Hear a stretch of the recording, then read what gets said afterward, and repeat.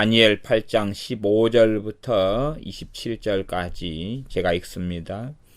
나 다니엘이 이 이상을 보고 그 뜻을 알고자 할 때에 사람 모양 같은 것이 내 앞에 섰고 내가 들은즉 을레강 두 언덕 사이에서 사람의 목소리가 있어 외쳐 이르되 가브리엘아 이 이상을 이 사람에게 깨닫게 하라 하더니 그가 나의 선 곳으로 나왔는데 그 나올 때에 내가 두려워서 얼굴을 땅에 대고 엎드리매 그가 내게 이르되 인자야 깨달아 알라 이 이상은 정한 때 끝에 관한 것이니라.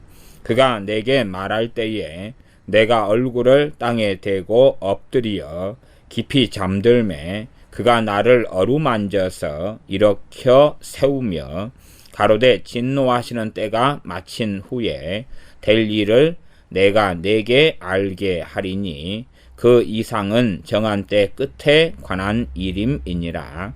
너가 본 바 두 뿔 가진 수양은 곧 메대와 바사 왕들이요 털이 많은 수염소는 곧 헬라 왕이요 두 눈 사이에 있는 큰 뿔은 그 첫째 왕이요 이 뿔이 꺾이고 그 대신에 네 뿔이 났은즉 그 나라 가운데서 네 나라가 일어나되 그 권세만 못하리라.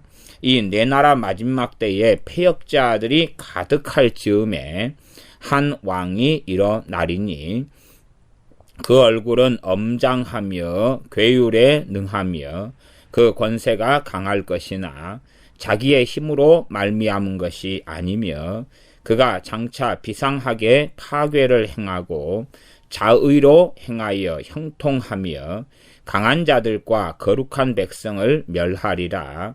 그가 꾀를 베풀어 제 손으로 괴율을 이루고 마음에 스스로 큰 채하며 또 평화한 때에 많은 무리를 멸하며 또 스스로 서서 만왕의 왕을 대적할 것이나 그가 사람의 손을 말미암지 않고 깨어지리라.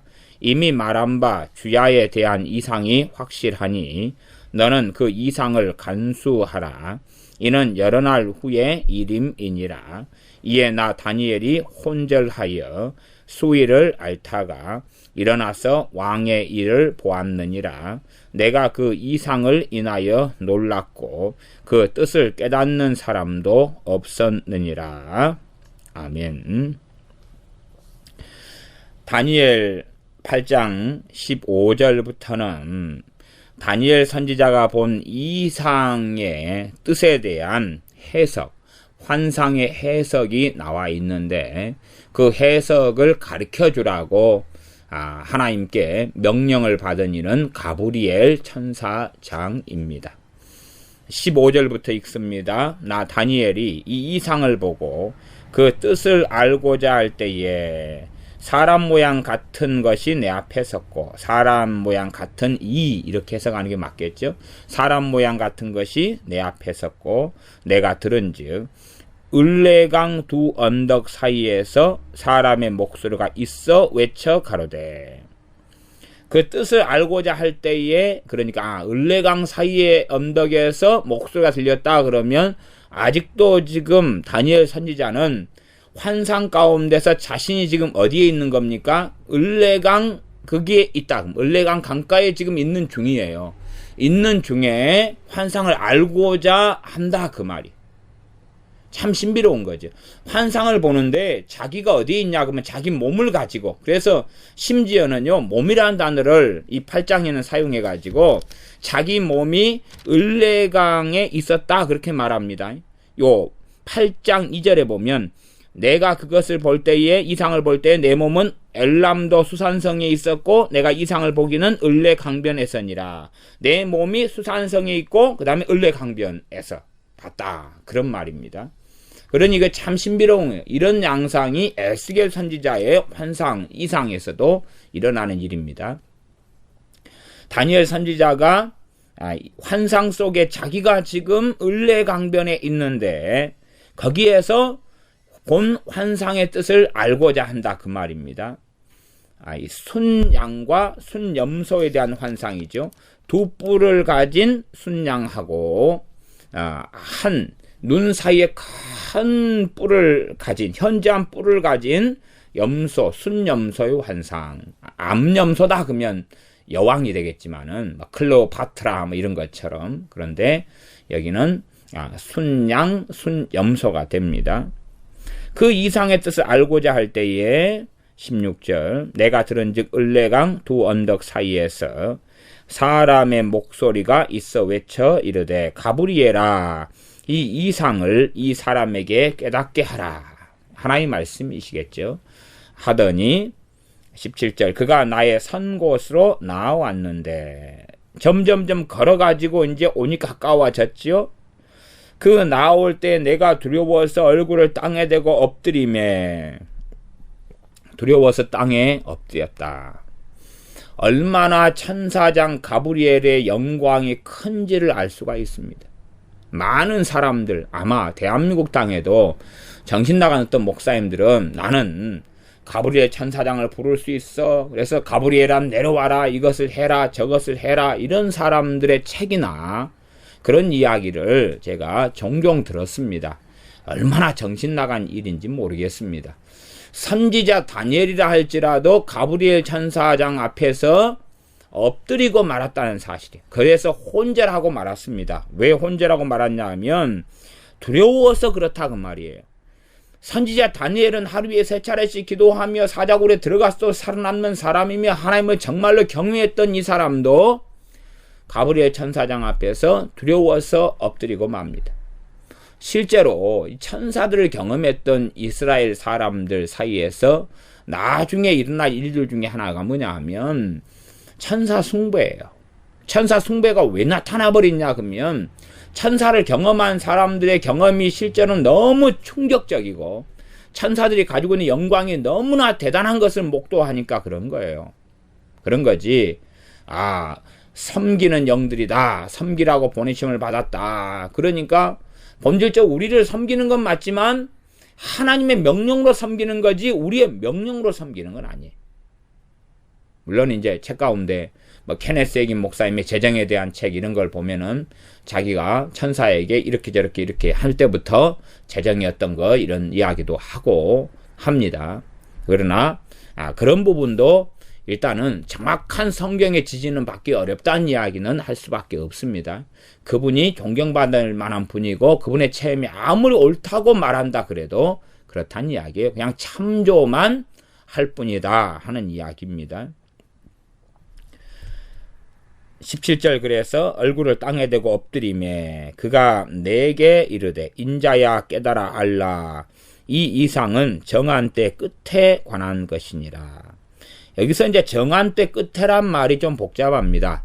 정한 때 끝에란 말을 해석하는 관점이 크게 두 가지 관점이 있어요. 그래서 정한 때 끝에를 어떤 식으로 해석하는 사람들이 있냐 그러면 마지막 때에 이렇게 해석하는 경향이 있어요. 이것이 히브리어로는 르에트 캐츠 이런 말인데 이 끝에란 말이 캐츠란 말이 캐치란 말인데 이 끝이란 정한 때 끝에 관한 것이라 그래서 마지막 때에 이렇게 번역하는 사람이 있어서 결국은 요한계시록과 연관성으로 끌고 가는 사람들이 있는데 이 끝이란 것은 결말이라는 의미를 가지고 있어요.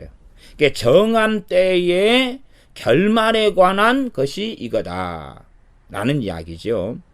다시 19절 하반절로 가면 이 이상은 정한 때 끝에 관한 일이니라. 정한 때를 이야기하는 거지 이 인류 역사에 정한 때가 있을 거 아니에요. 주님께서 재림하실 때까지 7년 대환란 마치고 재림하실 때 또 나아가 천년 왕국 이러한 정한 때 끝에 대한 이야기다 이렇게 생각하는데 그게 아니라 지금 요 다니엘 선지자에게 하나님께서 되어질 일에 대해서 말씀하시는 정한 때의 끝, 이 캐치라는 단어 안에는 과정이라는 뜻도 있고요, 결말이라는 뜻도 있고, 이 끝이라는 단어의 뜻도 있고, 그런 여러 단어의 뜻과 의미가 있습니다. 파생적이나 또 확장형의 의미들이.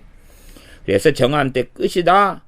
이런 것을 해석할 때에 이 단어 하나에 매이면 안 되고 전체 문맥에서 뭘 의미하는가를 생각해야 되지. 그냥 참 성경을 자의적으로 읽는 사람들은요, 읽다가 어떤 특정한 단어나 절에 감동을 받아버려요.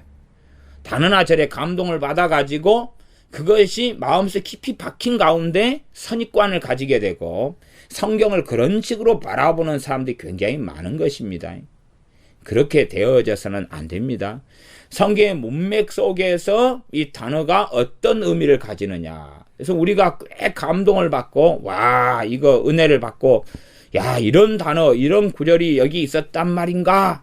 충격을 받으면, 그럴 때는 참 조심하고 주의해야 됩니다. 이걸 한쪽으로 내려놓고, 앞뒤 문맥, 앞뒤 문장들을 함께 살펴봐야 되는 것이지, 뭔가 자기 생각에 취해 있다가 쇼킹한 문장, 쇼킹한 단어 전혀 못 본 것 같은 그런 걸 발견하면서 미혹에 들어가는 사람들이 의외로 많은 것입니다. 이 이상은 정한 때 끝에 관한 것이라. 하나님이 정한 때의 끝에 대한 것이다. 어떤 정한 때 끝에 대한 것들이 어떤 내용들이 있었느냐 하는 것을 봐야 되죠.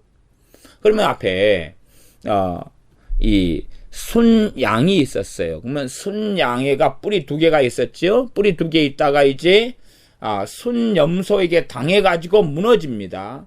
그러면 그때 끝이 나지요. 끝이 나요. 정한 때 끝이 나요. 그 다음에 순염소가 있다가 현재한 뿌리 눈 사이에 났어요. 그러다가 이것이 뽑히고 4뿔이 납니다. 이것도 끝이죠. 그 다음에 4뿔이 있다가 나중에 한 뿔에서 또 작은 뿔이 또 나와요. 그것도 그런 면의 끝이고, 그다음에 작은 뿔이 나와가 이렇게 하다가 그 다음에 종말을 맞이한다. 그 말입니다. 이것도 끝이다. 그 말이. 그래서 이 끝까지를 14절에서는 2300주야까지를 그렇게 이 작은 뿔 하나가 이런저런 권세를 행하고, 그 다음에 하늘 군대, 하나님 백성들에게 저항하고 이들을 죽이고 별들을 땅에 떨어뜨리고, 마귀에 대한 이야기가 아닙니다. 별, 그러니까 이게 마귀가 타락해서 천사들 3분의 1을 어떻게 또 이런 쪽으로 연결시켜버리면 문맥을 보지 않고 자기의 뭔가에 빠져있는 사람이 되고 마는 것입니다. 정한 때 끝이라는 것을 전체 문맥 속에서 살펴야 되지. 이걸 마지막 때라는 말로 이 어리엣 캐치라는 것을 번역하고 해석할 수 있다. 번역하는 가능성이 가능합니다. 가능성이 있어요. 제한적 용법으로 이렇게 번역할 수 있어요. 한정적 용법으로.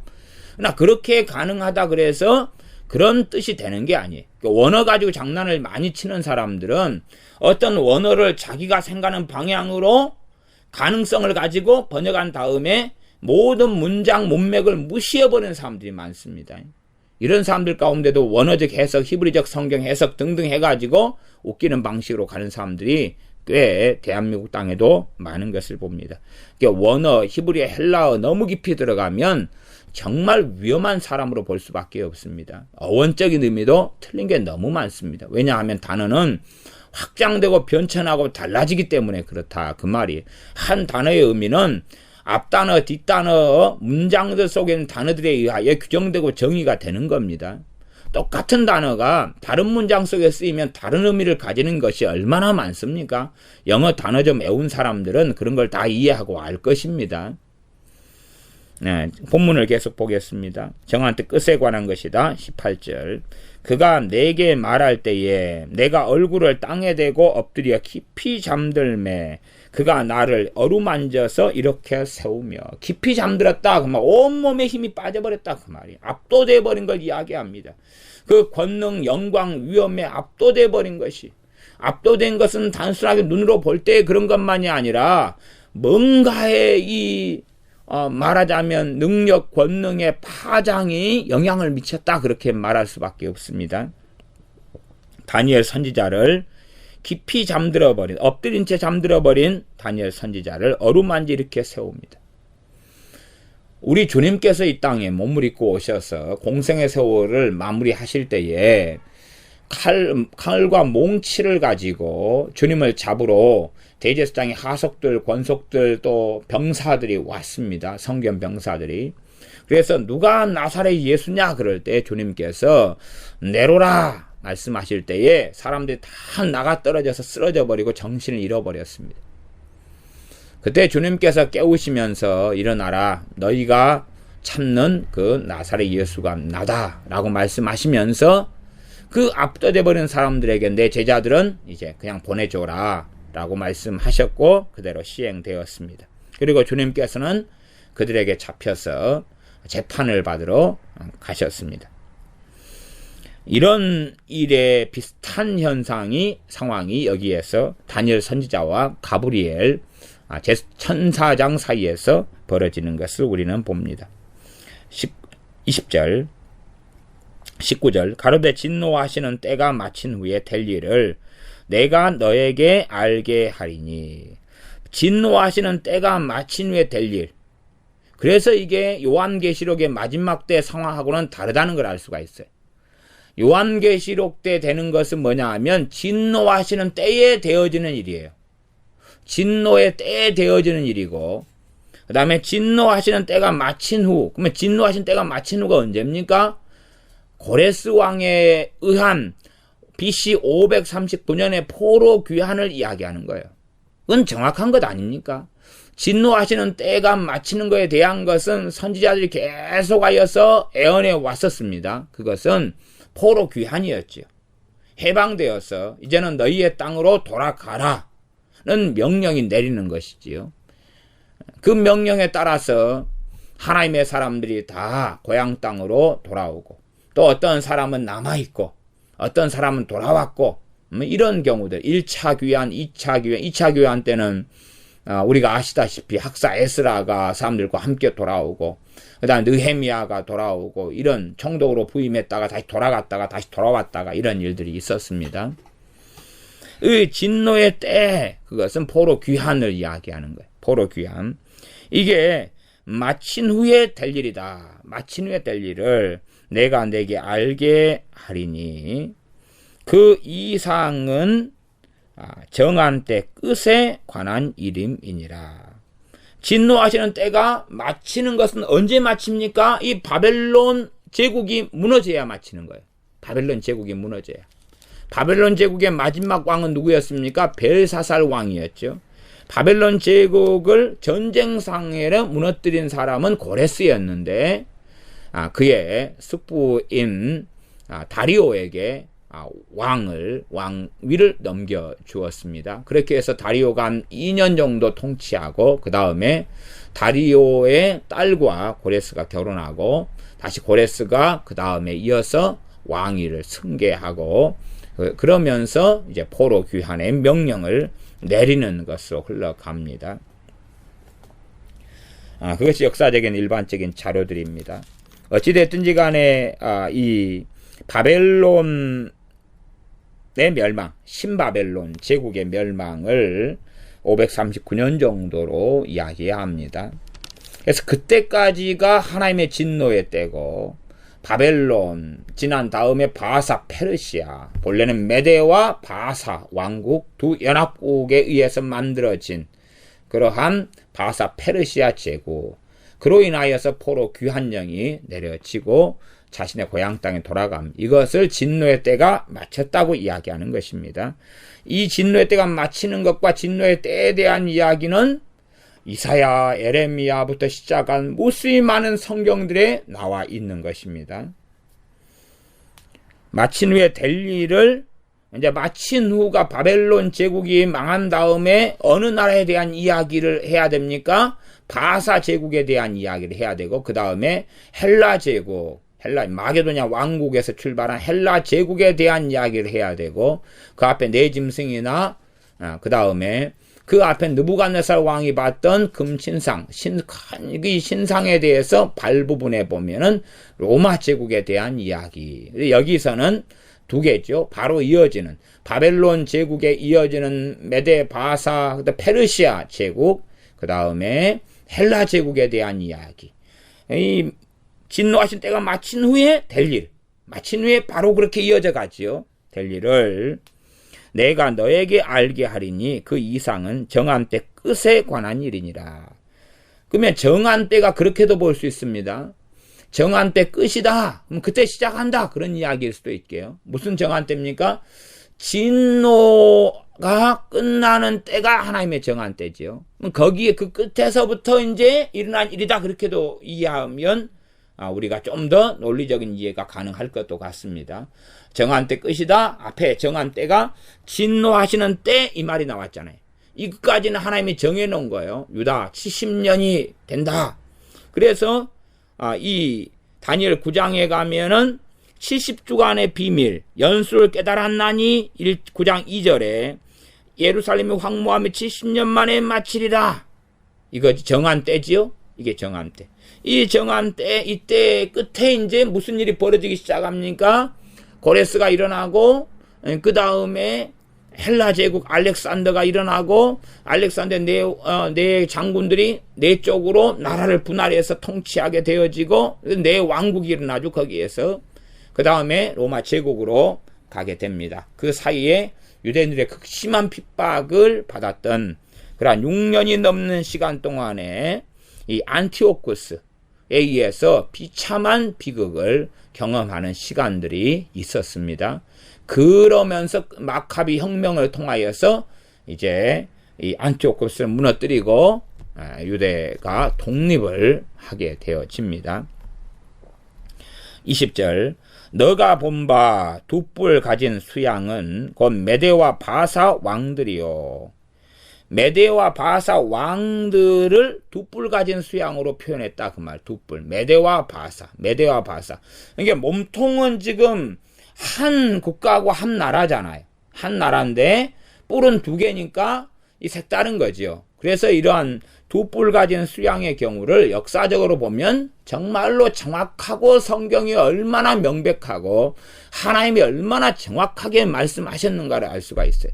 왜냐하면 이런 두 뿔 가진 수양 같은 이런 나라들이 일어나는 경우는 극히 없기 때문에 그러는 거예요.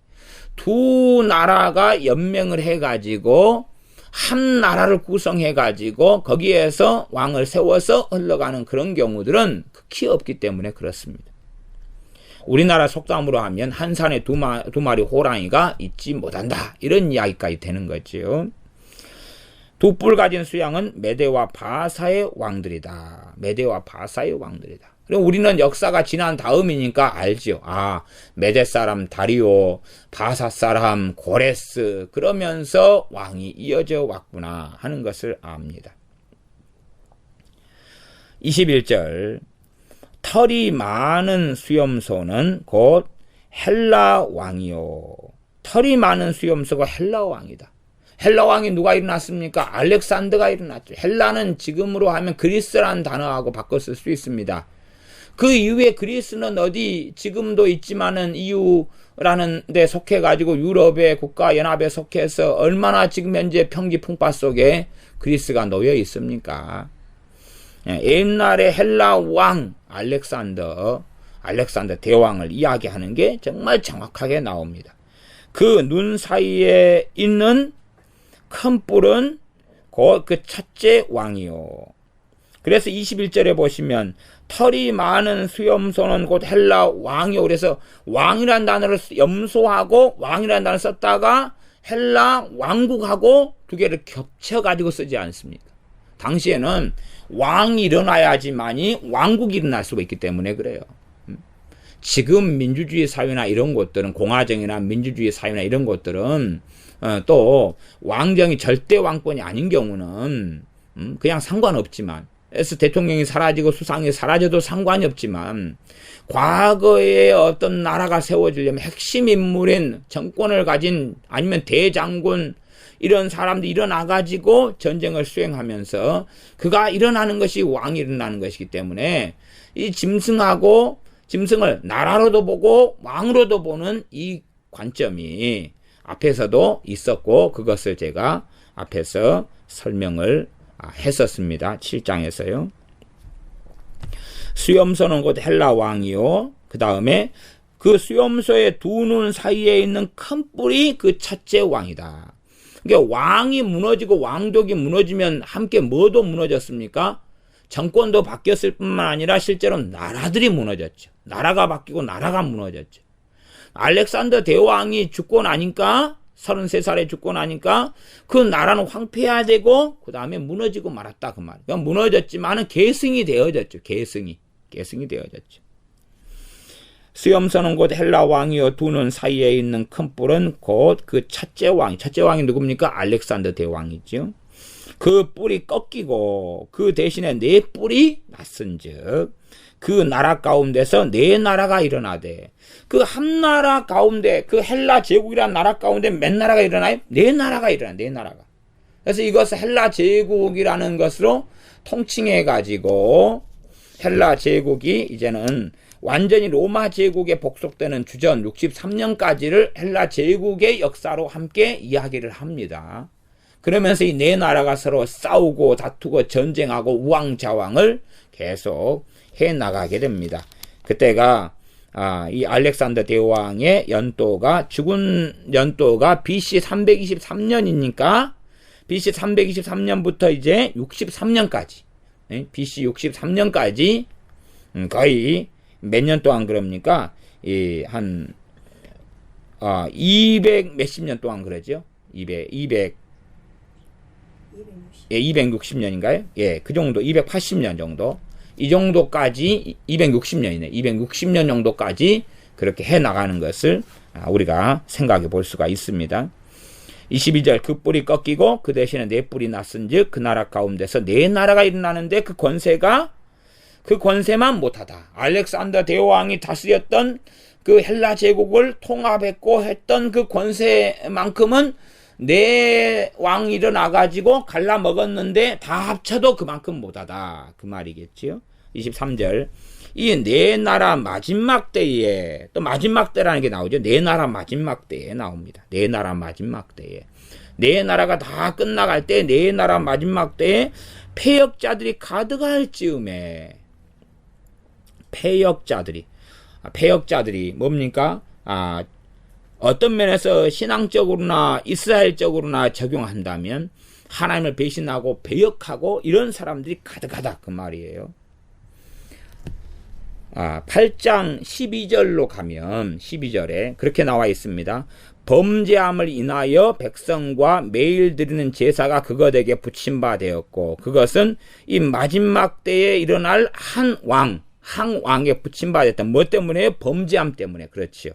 그러면 패역자들이 가득할 때에 그 말은 어디에서 패역자들입니까?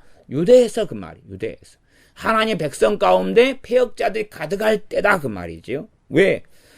8장 12절에 이미 그것을 이야기했지 않습니까? 그 범죄함, 패역자들이 가득하고 패역자들이 뭘 행합니까? 범죄를 행하는 거죠. 가득할 즈음에 한 왕이 일어나서 그러니 패역자들에 대한 심판으로 하나님께서 한 왕에게 권세를 허락하신다 그 말이에요. 우리가 이 하나님의 말씀하시는 작정을 이해를 해야 됩니다. 봐보세요. 어떤 사람이 정말 비천하고 아무것도 아니에요. 그러나 하나님께서 그에게 권세를 허락하시면 그가 일어나게 되는 거예요. 그러니까 하나님께서 이 사람이 안티오쿠스다 그러면 안티오쿠스라는 사람을 강파하게 만들고 그가 성전을 해방하게 만들고 무너뜨리게 만들고 제사를 멈추게 만들고 이 포악을 행하도록 하나님이 작정한 게 아니라 그 말이에요. 이 안티오쿠스 4세 에피파네스죠.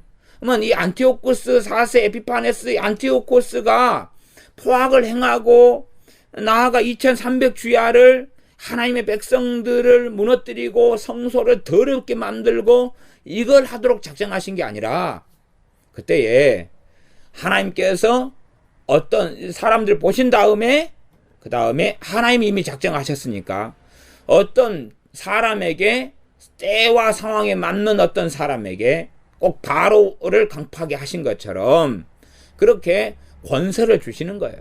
그러면 그가 세력을 입고 일어나는 거죠. 일어나서 이런 자리 속에 나아가는 거죠. 왜냐하면 그를 심판하시는 하나님의 여정 속에 있으니까. 말하자면 어떤 면에서 양자를 다 심판하신다고 볼 수 있어요. 이 강팍하고 악한 자를 심판하시는 하나님의 손길이고, 그러나 그 악한 자에게 뭘 주시는 거예요? 권세를 주시는 거예요. 그러니까 더 포악해져 가겠죠. 이미 그는 버림받은 자식이니까 그러죠. 그 다음에 그걸 통하여서 하나님의 백성을 심판하시는 양상으로 가요. 양자에 대한 심판이 둘 다 있는 거예요. 둘 다 있는 거예요. 그런 하나님의 통치 방식을 이해해야 되지. 절대 운명론처럼 생각해서, 야, 에피파네스, 안티오코스 4세 에피파네스가 하나님이 나중에 아직 태어나려면은 얼마나 남았는데요? 태어나려면 이때가 500년 또니까, 아니 600 지금 5년 지금 이전이죠.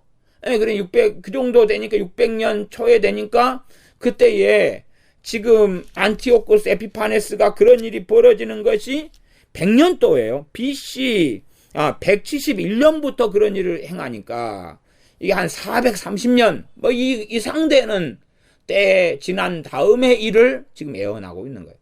그러니까 430년 뒤에 이 에피파네스가 나타난다. 그러면 하나님께서 에피파네스 그 사람을 그렇게 예정했다. 그러면은 안 된다. 그런 말이죠. 그것하고는 다른 경우가 되어진다는 것입니다. 그런 식의 운명론은 잘못된 것입니다. 이 한 왕이 패역자들 가득할 즈음에 한 왕이 일어나리니 23절 그 얼굴은 엄장하며 괴율에 능하며 그 권세가 강할 것이나 괴율에 능한 것은 엄청 속임수를 잘 쓴다. 사기꾼이다. 거짓말을 너무 잘한다. 그 말이에요. 본래 이 안티오쿠스 에피파네스는 로마의 이 볼모로 잡혀 있었습니다. 로마에. 그때도 로마가 강성했거든요.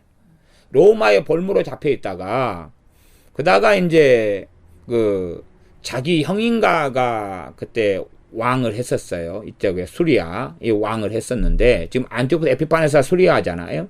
왕을 했었는데 그 아들을 속임수를 써가지고 자기 대신 볼모로 집어넣어버리고 자기가 빠져나와요.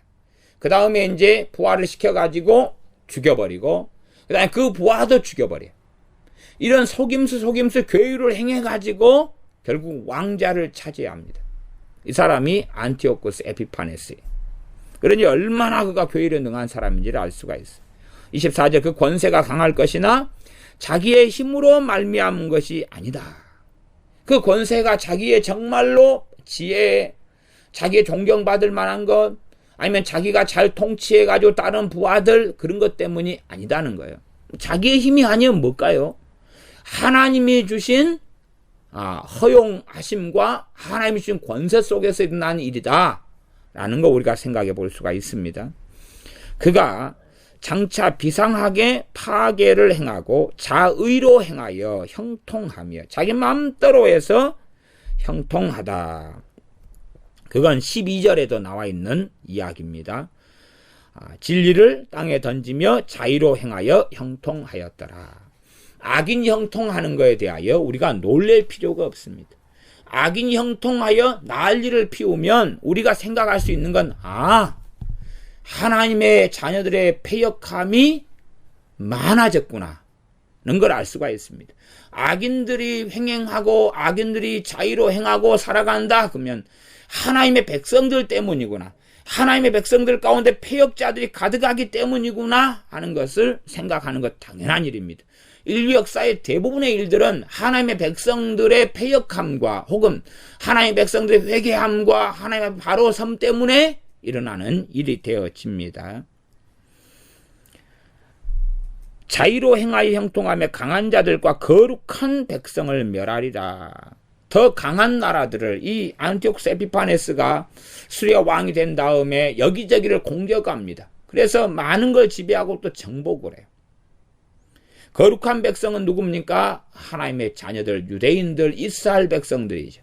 이들을 멸한다 그 말이에요. 많이 죽이고 많이 무너뜨리는 것입니다. 성소를 무너뜨리고 더럽히고 매일 되는 제사를 무너뜨리고 진리를 땅에 엎어뜨리고 그리고 거룩한 백성들을 무너뜨리는 이 길을 걸어가는 것입니다. 25절 그가 꾀를 베풀어 제 손으로 괴율을 이루고 마음에 스스로 큰 체하며 스스로 자기가 자기 힘으로 말미암아 큰 자가 아닌데, 권세를 가진 게 아닌데 자기 마음에는 스스로 자기가 큰 자인 것처럼 착각하는 삶을 산다.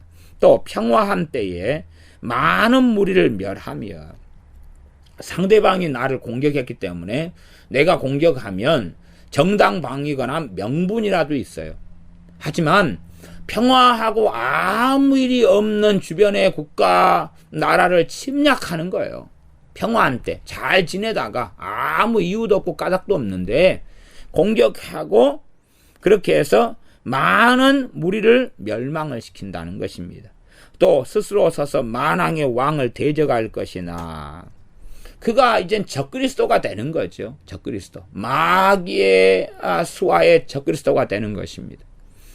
이러면서 만왕의 왕을 대적해. 아마 이런 양상이 두 짐승에 이어지는 내용, 요한계시 13장 이후에 되어지는 내용도 이런 식으로 우리가 이걸 근거로 해서 이해할 수 있는 힌트들이 많이 있는 것입니다. 만왕의 왕을 대적할 것이나 그가 사람의 손을 말미암지 않고 깨어지리라. 이 안티오쿠스 에피판에서 갑자기 안에 내장이 썩어가지고 그렇게 죽음을 당하고 맙니다. 반란이나 내란이나 전쟁을 통해 죽는 것도 아니고, 늙어 죽지도 않고 병들어 죽는 것이 아닙니다.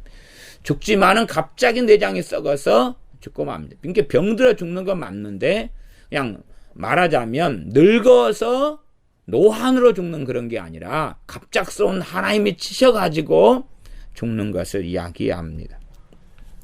26절, 이미 말한 바 주야에 대한 이상이 확실하니, 주야에 대한 이상 2300주야란 이야기입니다. 14절에 있는, 그게 확실하다. 2300주야에 대한 게 확실하다. 그러니까 2300주야를 이런 일을 당하면서 비참하게 매일 든 제사가 무너지고 성소가 무너지고 더럽힘을 받고, 그래도 인내하고 참고 있어야 한다. 이것이 하나님께서 패역자들 때문에, 죄악 때문에 행하는 심판이기 때문에 오히려 더 겸비하고 엎드려야 되지, 왜 하나님 백성인 우리에게 이런 일이 벌어졌는고 해서 되는 일이 아니다 하는 것입니다.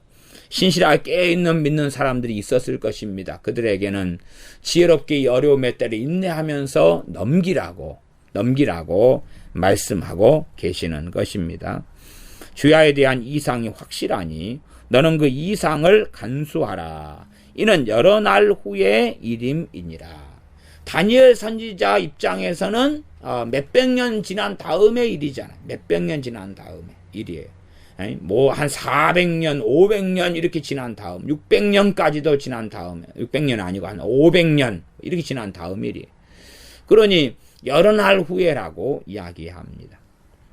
27절, 이에 나 다니엘이 혼절하여 수위를 앓다가, 이상을 본 결과로 혼절해버렸고, 또 이상 속에서 누구를 만납니까? 천사장 가브리엘을 만나고, 가브리엘을 보는 때에 혼절했고, 이야기를 들으면서도 그런 영향이 있었을 겁니다. 그래서 결과적으로 이상을 본 후에 수위를 앓았다. 앓다가 일어나서 왕의 일을 보았느니라.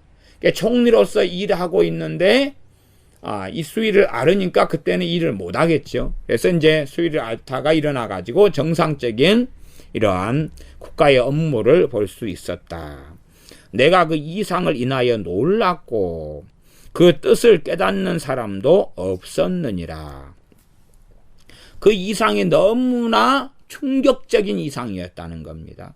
생생하게 하나님이 주신 이상 속에 자신이 들어가서 그걸 목격하고 경험했기 때문에 뿌연 그런 경험이 아니라 정말로 우리가 전쟁터에 들어가서 꼭 우리식으로 한다면 가위 눌리는 것보다 더 충격적인 것을 목격하고 경험하는 거다. 그 말이에요.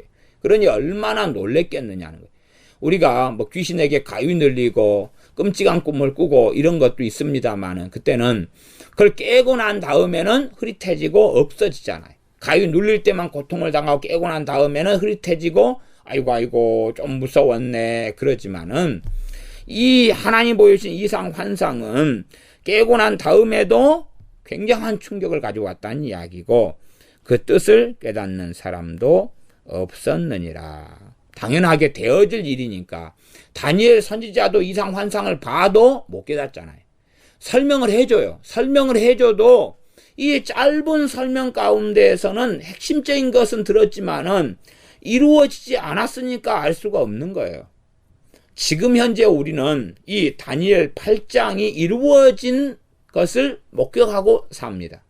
그러나 유감스럽게도 이러한 역사를 제대로 공부하지 않고 살피지 않는 사람은 이것을 거꾸로 미래의 것을 여겨버리고 과거에 하나님께서 하나님 백성들에게 했던 이야기인 것을 생각하지 않는다, 그 말. 생각하지 않아요. 그러니까 요한계시록하고 중복되는 단어, 짐승이라는 단어, 또 남방왕, 북방왕 이런 단어가 쓰였다 그래서 같은 걸로 봐버리면 안 돼요.